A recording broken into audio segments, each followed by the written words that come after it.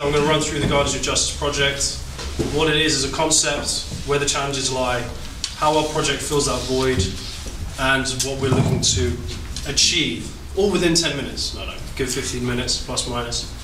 So here we go. Right, we're going to go look at the agenda. Today what we're going to discuss is the challenge. What is the challenge that we're facing with regards to access to justice worldwide? Obviously, with the challenge, there's always a solution, and that's where, guess what, there's a project, it's called the Guardians of Justice. That's where we step in. We're going to discuss the innovative approach that we take, our capacity building ambitions, as this is where we see the true value out of our project, and a couple of final thoughts that I would like to leave you with. If you have any questions at all, please just fire. Don't wait for me to finish. Right, so the challenge is this. Justice, as we all know, is a commodity that is not equally shared amongst all communities in the world. Especially in developing countries, access to justice is reserved for the elitist top 5%, the people with money. This is something which we want to address, and it's something which we're concerned about. Within these developing communities, if you speak to the people, they think that they have a lack of access to justice, but this is based on a hunch or an anecdotal evidence at best. There's no data to support this. And as you guys know, without data, there's no accountability. Without accountability, there's no incentive to change. No change means that there's no improvement for the people who justice is made for. In the past, people have thrown money at the problem, thrown money at the system. It's going to work, it will solve all your problems. But let's be honest, that doesn't work. You need a focused attack. The justice world is too large to tackle in one piece. There have been multiple organisations that have come in, conducted surveys, written reports, worked with the local communities, and said, right, here's your solution, and then they left. But what happens is little or no impact on the floor for the people that need it. This is where we look to fill that void. We are going to work with local partners to start the process of change. What about the other parts? This is a good question which we have been discussing. Lots of studies have been done into the formal dispute resolution mechanisms, but we forget to look at the informal dispute resolution mechanisms. Within developing countries, frequently the most successful paths to justice which are taken are the informal. And this is something which is not studied in depth. It's something which we want to look at because we see the true value add of using these mechanisms in our solutions. Another issue which is raised is that donors give money, but they have their own agendas, their own goals. But frequently these goals are not actually the goals that will suit the needs of the local governments and of the people. They're focusing on the outputs, so the length of the proceedings, the adjournment rates, rather than the outcome, i.e., how does this affect the user in times of effectiveness? Just because you throw them something and something becomes more efficient doesn't mean it becomes more effective. This is something which we, with our methodologies, are going to address. Talking about accountability and sustainability, you need data. You need hard data to start the process of change. We say there's a need, but also the high-level panel of eminent persons say there is a need as well. The Millennium Development Goals, which have been developed up until 2015, need to set new thematic pillars. And post-2015, the high-level panel have said that accountability is something which is required to eradicate poverty, for all the arguments that we've said about it. So the key question that comes to mind is, when there is limited research, look, justice is there for the people, essentially. But why is there no research undertaken into the perspective of justice from the user's side? It doesn't make any sense. We have to see how do people experience it that are using and going through the justice system, rather than just looking at the system as a whole. This is what we're going to do, as you may see. So the solution to the problem, yes, you guessed it, it's the Guardians of Justice project.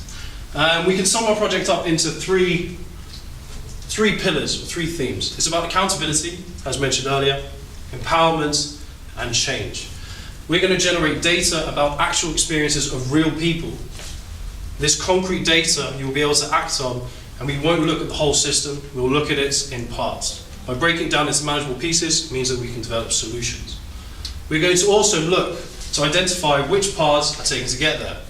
This is including the formal and the informal. As we mentioned earlier, the informal is the part which is not covered extensively. So, what is innovative about our approach? Is it our methodologies? Is it the sample population? To an extent, yes, but what really makes us different to other projects is our partnership with like-minded CSOs, our so-called guardians of justice. They are partners just like us, so like a Hill in Cambodia or in developing countries, who we will work with together to create reports that will start the process of change.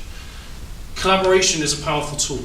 It really is. If we come in with our Western mindset and we analyse the data, we may draw conclusions that are completely wrong.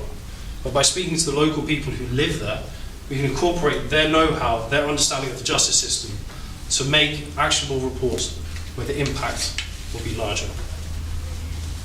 Look, collaboration is a powerful tool.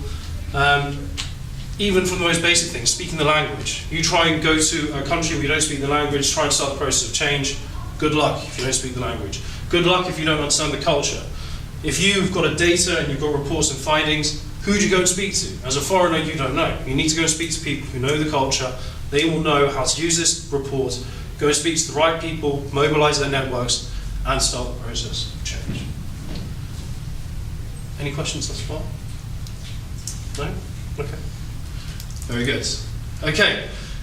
One of the issues which we have discussed is partner capabilities. I mean, we're quite fortunate here at Hill that we have experts in-house who know what they're doing. They've conducted multiple overseas cross-border studies in many different countries. We have the capacity and resources and the know-how and the skill to conduct these surveys. But what about the local partners? What about these guardians? What if they don't have the right skill and know-how? This will affect our report, or affect the outcome of the project.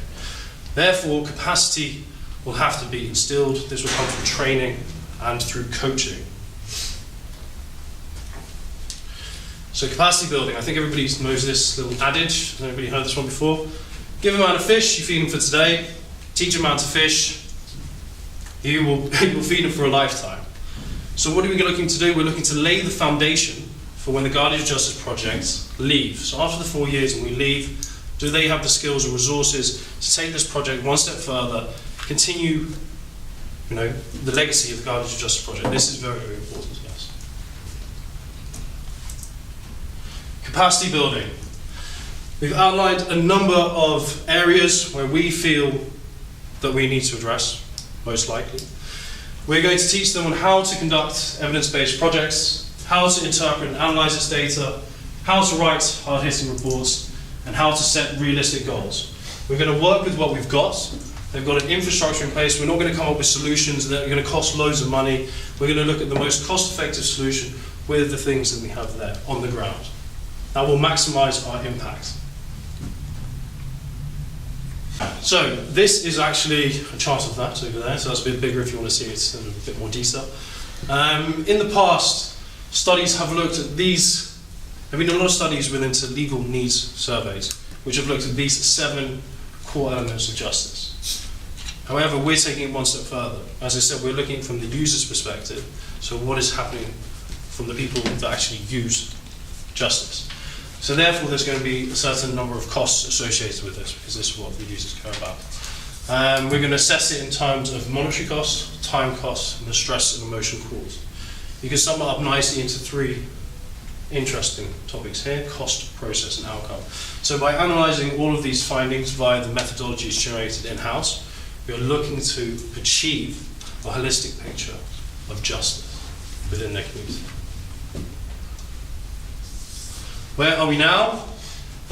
We started a year ago, I say, conducting pilot studies. We're currently rolling out the business model in Uganda, Tunisia, Indonesia, Bulgaria, and the Netherlands.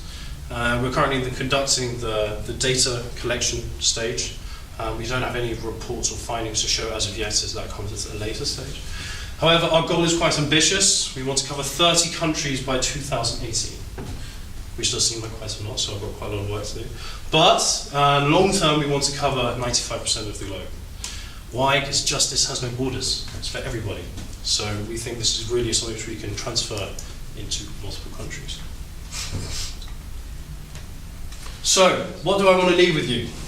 The Guardians of Justice project has 3 pillars. It's about accountability, empowerment and change. Accountability, we need the data. We need the data revolution, if you remember the high-level panel.